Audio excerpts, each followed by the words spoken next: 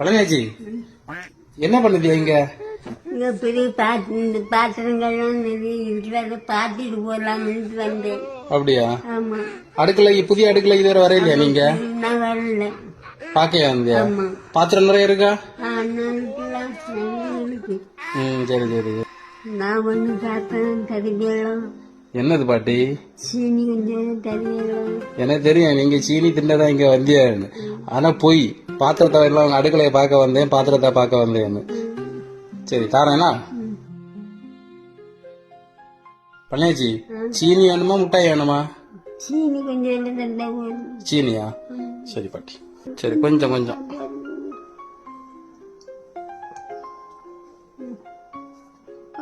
போதுமா?